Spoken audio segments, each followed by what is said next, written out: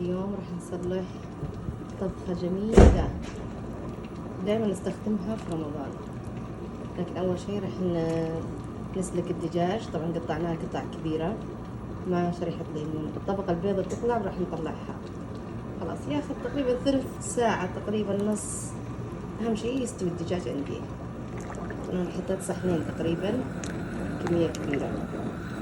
الآن أشيلها، الطبقة البيضاء أشيلها كامل.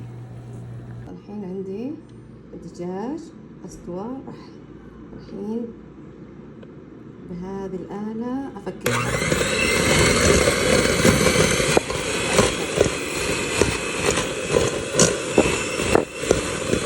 الدجاج جاهز معنا خلاص. راح الحين نكشنه، بس ما نطول على النار عشان ما ينشف. بسم الله.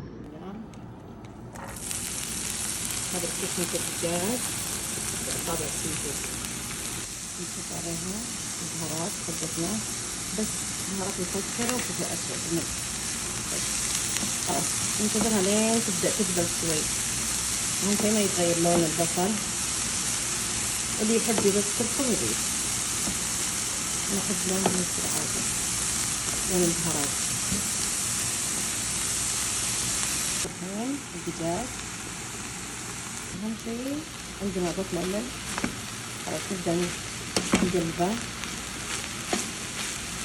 آخر شيء إذا برد أضفت الورقيات اللي هو شبت من البقدونس والكزبرة بس. هذه أصابع وليس سمبوسة، سمبوسة يختلف.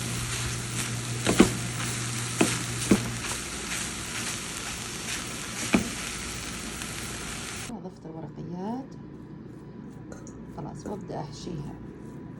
الحين سويتز، طبعا لازم تكون سويتز. هذه أقسمها بالنص الآن. راح أدهنها بزيت زيتون بس يكون شوي غزير.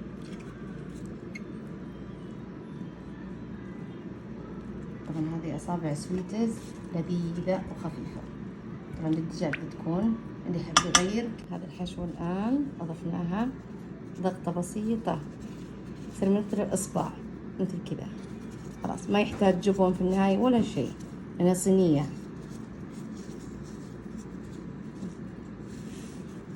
الآن في الصينية الحين أصابع سويتس بالدجاج.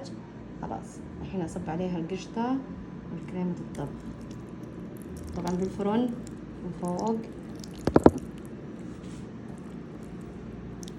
من تحت أيضا. ندخلها الفرن من تحت ومن فوق. أصابع سويتس بالدجاج. الفرن ما نغطيها بقصدير ولا شيء.